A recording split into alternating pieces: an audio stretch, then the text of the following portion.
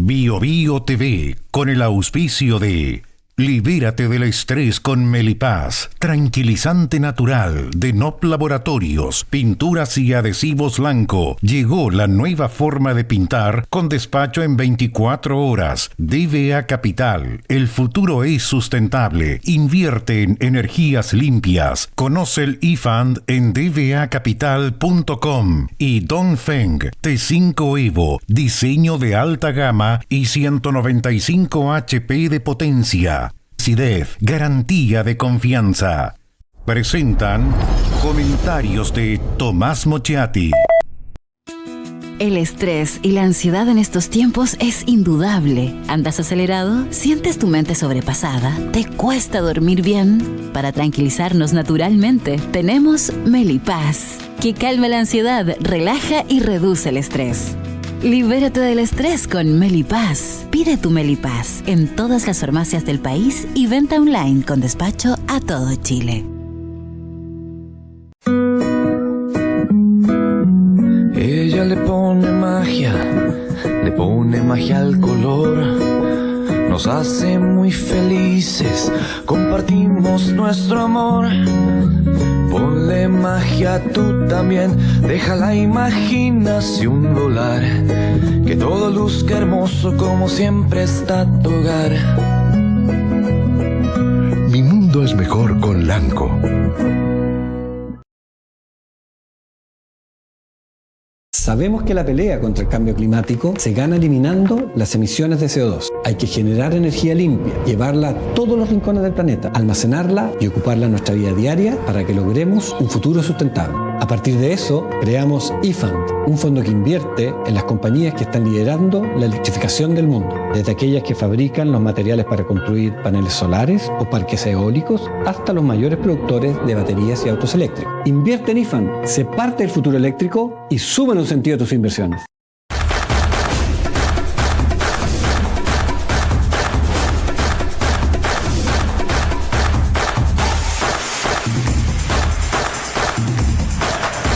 CIDEF, garantía de confianza.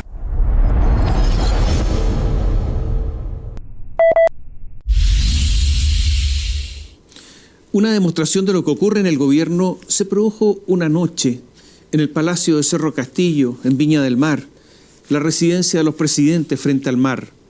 Es de uso habitual, muy habitual, por el presidente Gabriel Boric. Luego de la derrota oficialista en la elección de consejeros constitucionales, como les hemos contado ya muchas veces, se citó un cónclave.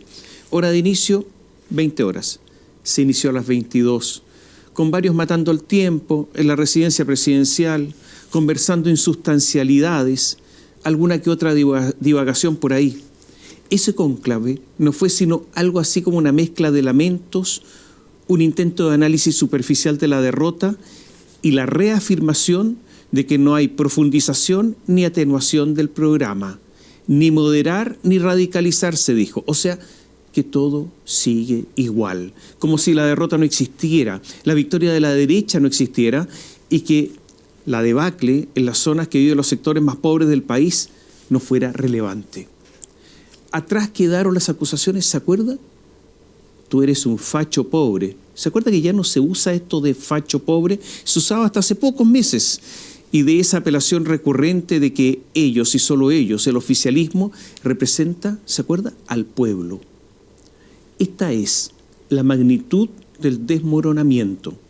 Lo cierto es que en buena parte de la dirigencia frente amplista, buena parte de esa dirigencia viene de familias acomodadas, algunas ricas de frentón, que tuvieron que pasar universitarios generosamente financiados en universidades que en estos tiempos no son precisamente unos templos de exigencia, y varios pasaron directamente de estas casas con muchos recursos a la universidad sin grandes exigencias y además viviendo muy bien, y directamente luego al Parlamento.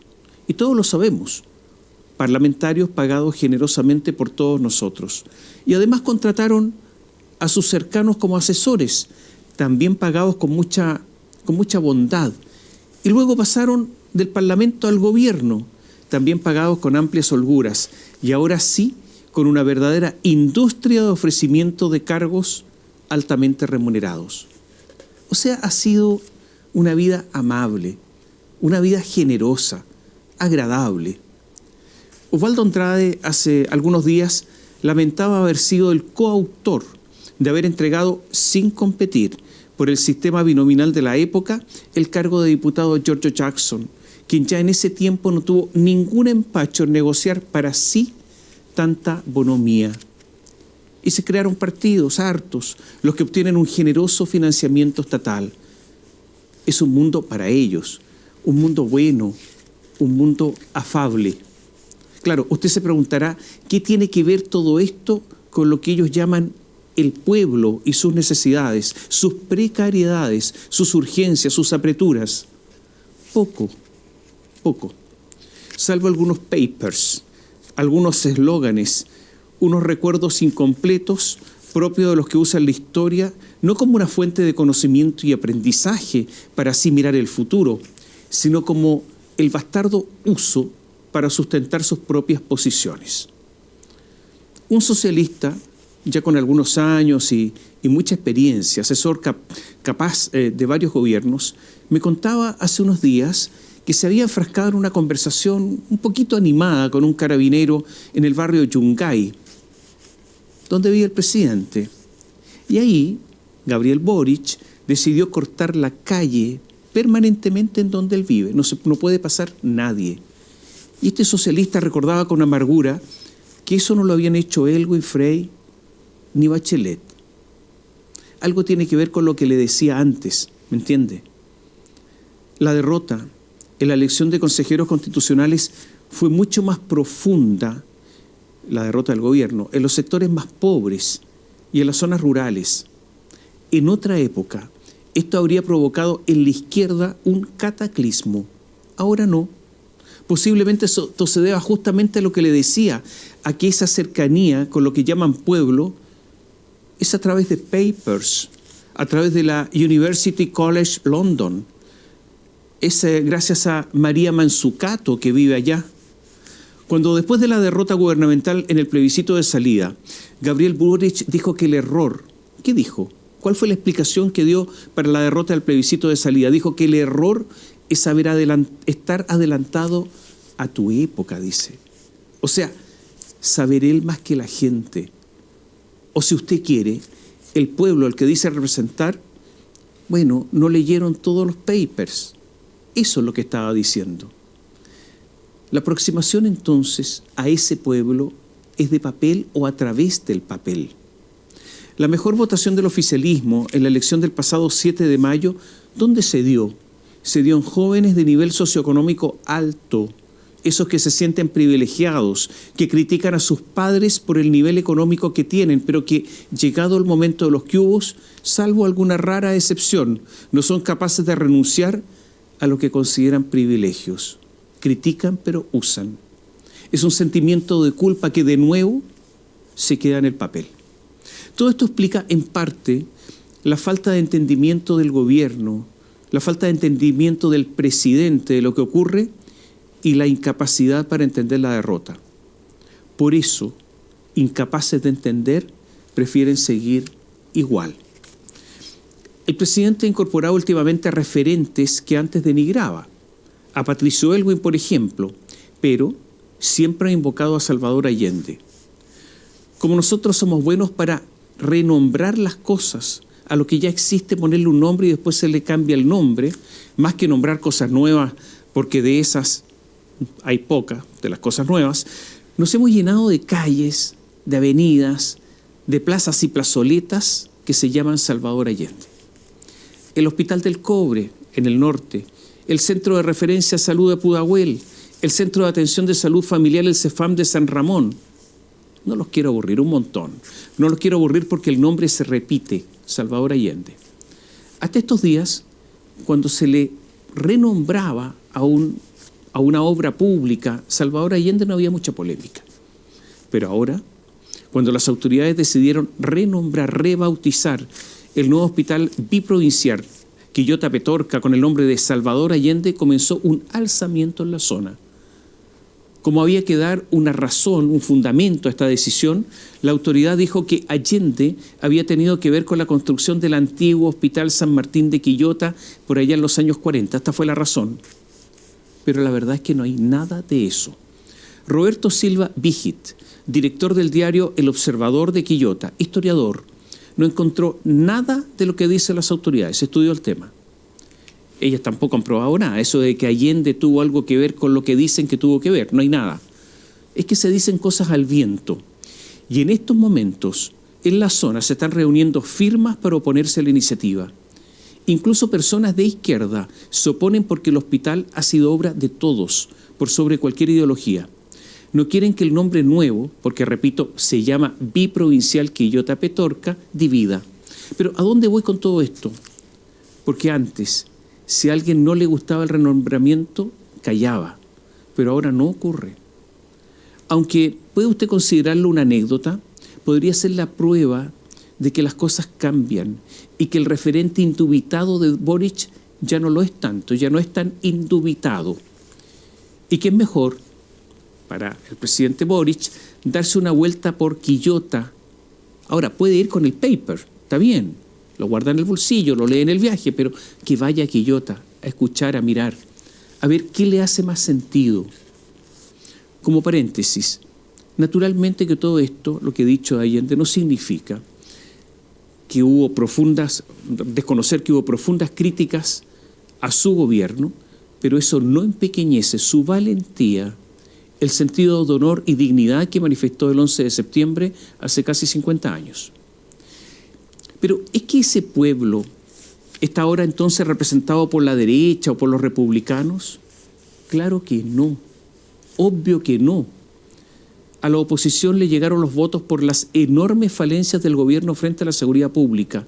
No es gratis haberse opuesto a las leyes para combatir la delincuencia, no hacer casi nada en el primer año de gobierno bajo la égida de Iquiasiches, haber logrado que la ley antiterrorista fuera de papel y considerar que tanto delincuentes como los afectados son todos víctimas, los primeros por el sistema neoliberal y los segundos por carambola también por el sistema. Todo esto no hace que las personas más pobres sean de derecha o crean en la derecha.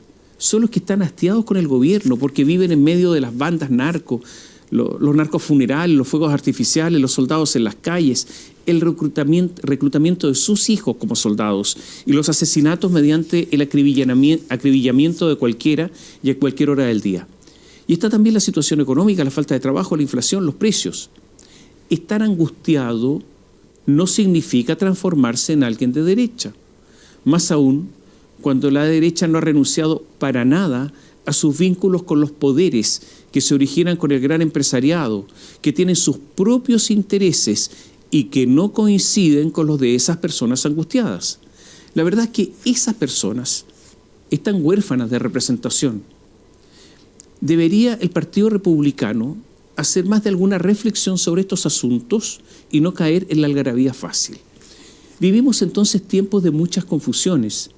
Está confundido el presidente, por eso no toma decisiones y se queda en una ambigüedad sorprendente también. Y también lo está en el PPD, el Partido Radical, la ADC, el Partido Socialista. El Frente Amplio no tanto, porque ya tomó una decisión, que es la de quedarse con el 30% de Boric, y el Partido Comunista que está feliz con el 8%. No está confundido el Partido Republicano porque la alegría esconde toda duda. Yo creo que su ausencia de proyecto por ahora debiera hacerlos por lo menos dudar para que puedan avanzar algo. Vivimos tiempos en que por lo menos debería haber más transparencia, más conciencia de los conflictos de interés. Hace algunos días la defensa del carabinero Sebastián Zamora, el del caso llamado Pionono, está acusado de lanzar un manifestante al río Mapocho, acusó al conocido juez Daniel Urrutia, que era manifestado duras críticas a la policía de no ser imparcial. El juez se inhabilitó. Debió haberlo hecho sin que se lo pidieran, pero el hecho de que se haya inhabilitado es un avance. Hay que incluso abandonar algunos derechos para dar preferencia a otros en estas circunstancias. Por ejemplo, el secreto bancario que tiene por principio proteger la decisión de cada persona de emplear el dinero legítimamente obtenido en lo que crea conveniente dentro de la ley, debe ceder hoy ante la imperiosa necesidad de saber sobre el lavado de dinero y además sobre el empleo de los recursos públicos. Pero ¿qué ha ocurrido? ¿Qué ha ocurrido? Que la Estatal Universidad de Santiago, la USACH, tiene entre sus profesoras a Elisa Loncón. La USACH decidió dar a Loncón un año sabático con goce total del sueldo, pagado por todos los ciudadanos, por todos nosotros.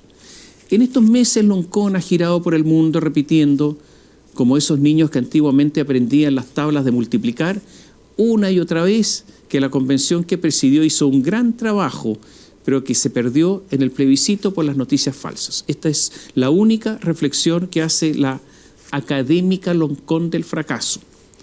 La razón de la universidad para regalarle un año, ¿cuál es la razón? Para regalarle un año pagado. Su jerarquía académica y antigüedad textual, esa es la razón. Entonces, se pidió por parte del diario El Mercurio conocer, cuáles son sus cursos de pregrado y posgrado, sus papers, sus estudios que ha publicado, lo que ha escrito. No es nada excesivo en el mundo académico, pero para Elisa Loncón pedir eso sí que es un exceso. Se opuso Elisa Loncón a la transparencia. Dice que le pidan estas cosas afecta su integridad. Vaya usted a saber en qué la afecta o cuál es su concepto de integridad. La verdad es que prefiere el secreto. Esta negativa en un país normal sería un escándalo, más aún proveniendo de una persona que desempeñó un cargo que, aunque fracasado, fue de tanta importancia que incluso desde ahí acusó a tantas personas, incluyendo acusaciones falsas, dichas con pertinacia, y que se presentó siempre como académica para ahora ocultar sus antecedentes. Fue apoyada por el oficialismo y por el presidente Gabriel Boric. De esos sectores, del oficialismo y del presidente Gabriel Boric, ahora hay un cómplice silencio. Yo lo atribuyo a la confusión en que han caído y no a otra cosa. El Partido Socialista es en la izquierda, junto al Partido Comunista, el más consolidado, con una presencia territorial y con mucha historia, pero también ha entrado en confusión. Lo que pasa es que elección tras elección viene bajando las preferencias. El hecho de izquierdizarse para tratar de seguir a los jóvenes frente a amplistas no ha sido un muy buen negocio electoral. En la última elección el Partido Socialista obtuvo el 5,9% de los votos. O sea, están a 0,9 puntos de desaparecer, aunque ahora se intenta corregir esto del 5%. Ese nerviosismo confuso es el que hizo que Camilo Escalona, un político experimentado, dijera: hace 40 años el pueblo chileno supo levantarse unido en contra de la dictadura. Hoy nuevamente debe unirse para frenar la regresión ultraconservadora. La alusión al levantamiento, a las protestas contra una dictadura, la de Pinochet, pero ahora para hacer lo mismo en democracia, causó alarma. ¿En qué queda entonces la llamada renovación socialista?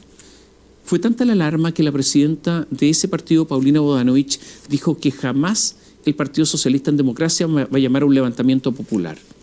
La verdad es que a Paulina Bodanovich le falló la memoria.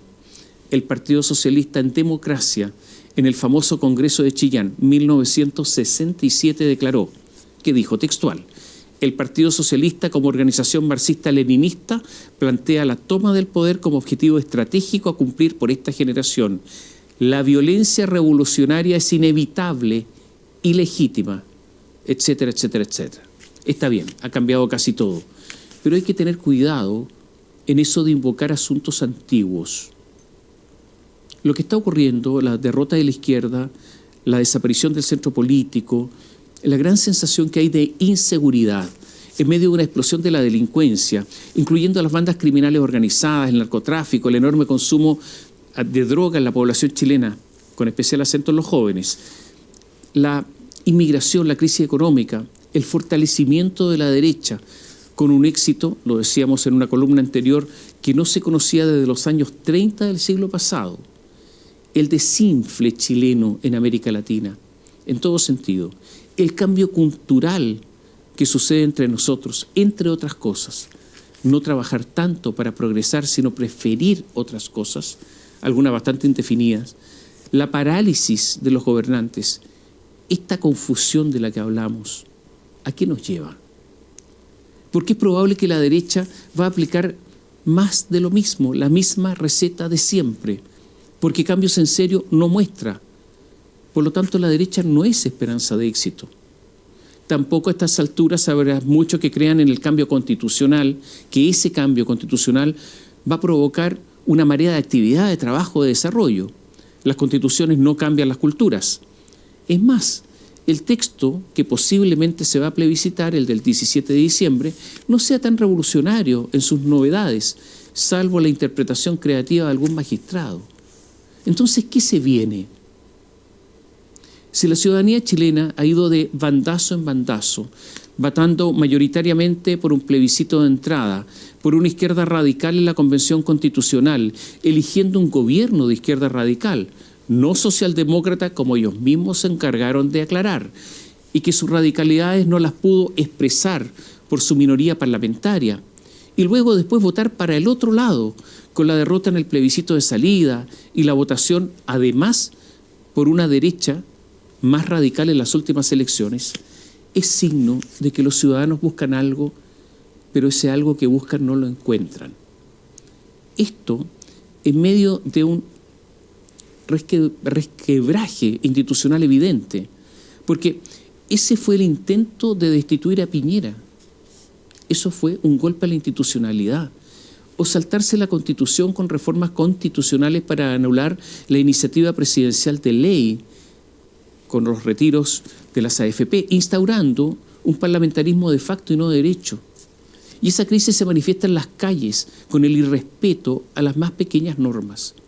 Eso mismo cuando se toman una propiedad y no hay voluntad por parte de las autoridades para restituirla a su dueño.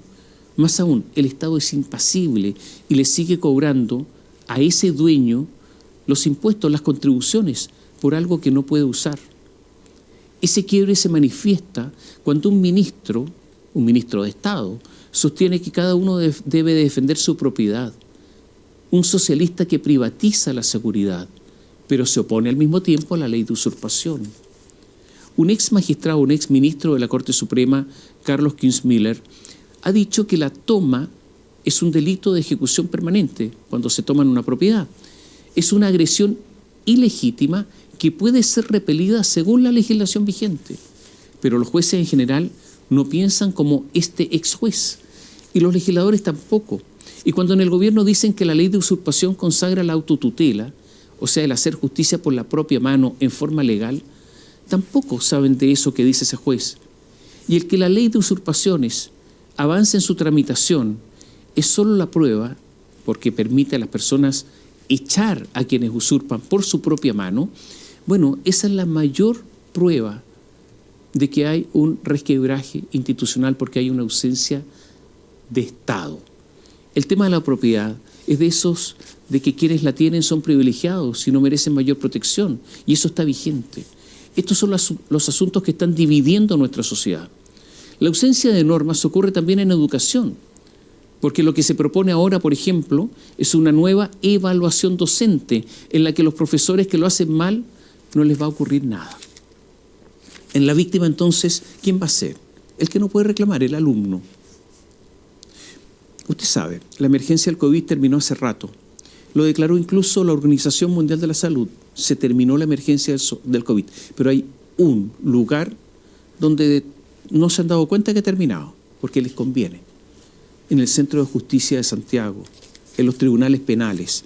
Hay jueces, funcionarios, se acostumbraron a estar en sus casas, a no desplazarse, a tener la estufa cerca, a no ir a trabajar, a estar en la insuperable comodidad hogareña. Aunque eso violara por parte de esos jueces la ley o los derechos de algún ciudadano. 5 bits seguían hasta hace algunas horas guardados. Fueron esos jueces los primeros en vacunarse, pero eso no es argumento para ellos.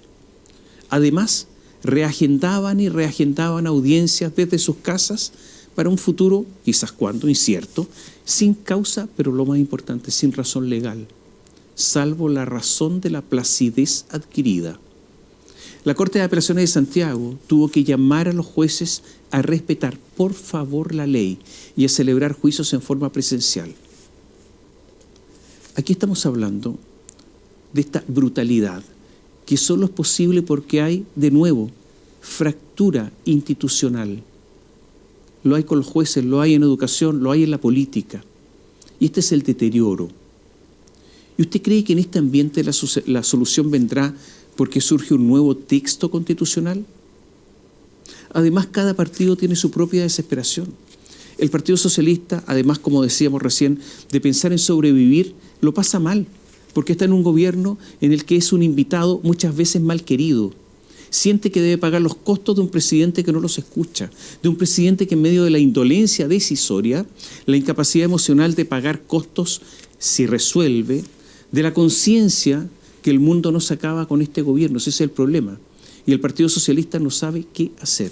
Le gusta dar un golpe de timón, pero el magro 5,9% le quitó impulso, aire, autoridad. Se sabe además despreciado. Tiene ganas de golpear la mesa, es decir, de advertir o amenazar de que si no hacen algunas cosas se van, pero ¿le creerán que habla en serio? El socialismo se está debatiendo en sus propias pequeñeces. Y en el Frente Amplio, incluido el presidente Gabriel Boric, se han convencido que el 30% aproximadamente que los apoya es una excelente base electoral. Creen que ese 30% critica los 30 años y por lo tanto eso es una base electoral importante, está ahí. ¿Para qué hacer más? Irse al centro sería traicionar a ese 30%, por lo que se van a quedar ahí. La decisión por ahora entonces es gobernar en minoría. De ahí la decisión de seguir con el programa como si nada hubiera ocurrido y chocar con la derecha, aunque eso sea solo para demostrar que ella, la oposición, será la responsable de todo mal. Les dio incluso lo mismo que la Democracia Cristiana en forma oficial haya dicho en el Palacio de la Moneda que no se den la molestia de invitarlos al gobierno porque no van a entrar.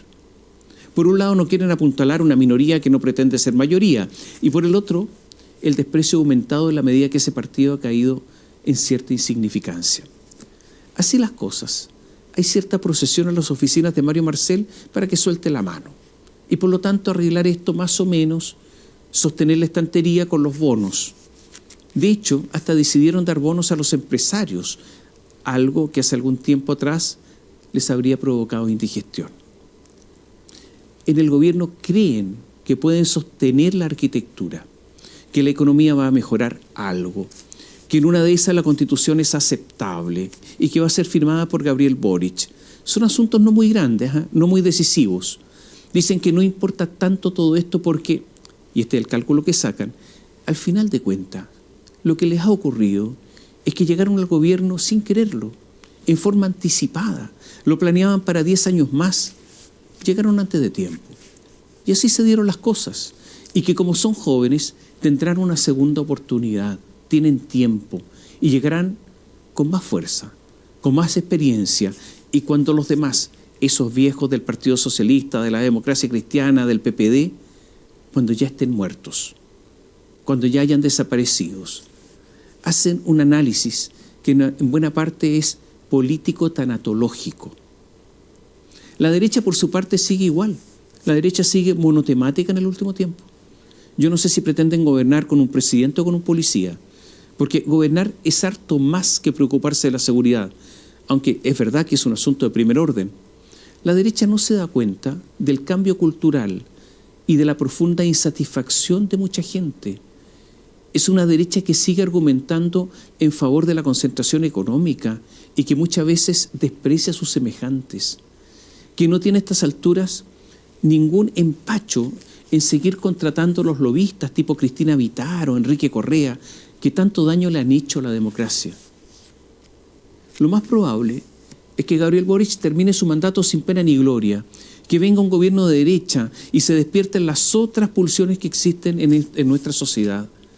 Que la promesa de un cambio constitucional para solucionar los problemas a esas alturas ya sea un recurso absolutamente agotado. Que el irrespeto a las normas, la inmigración, la delincuencia, el narcotráfico continúen penetrando la sociedad. Hay una encuesta realizada por el Laboratorio de Encuestas y Análisis Social LEAS de la Universidad de Adolfo Ibáñez y Feedback en 2021 que arrojó que solo el 46% de los chilenos prefería la democracia a otra forma de gobierno. En la última encuesta del Centro de Estudios Públicos, el 49% dijo que la democracia es preferible a cualquier otra forma de gobierno, solo el 49%.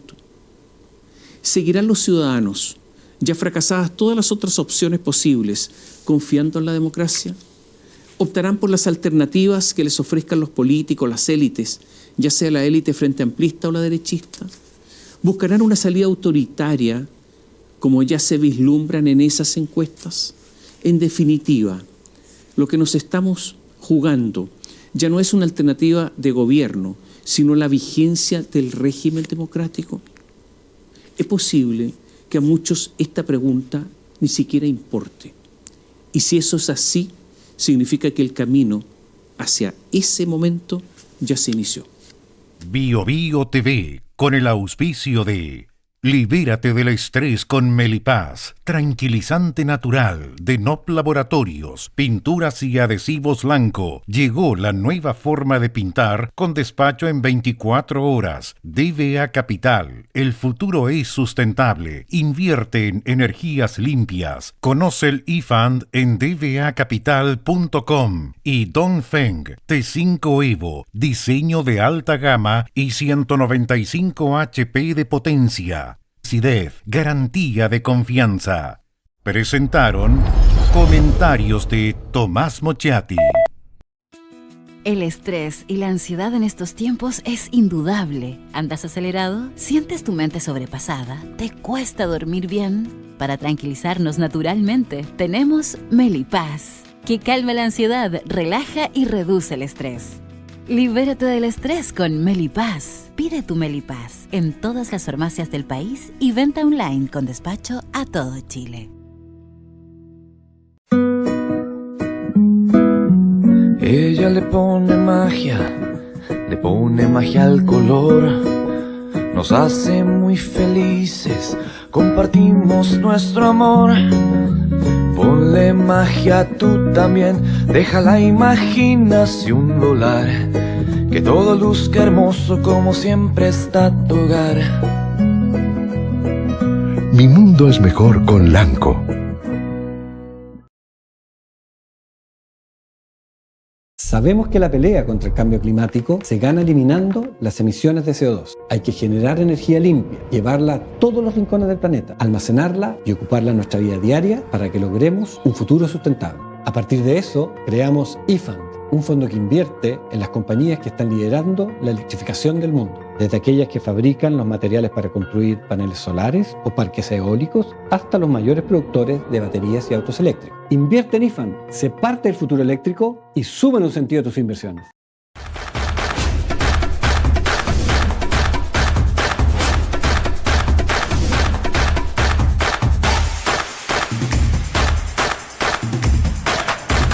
CIDEF, garantía de confianza.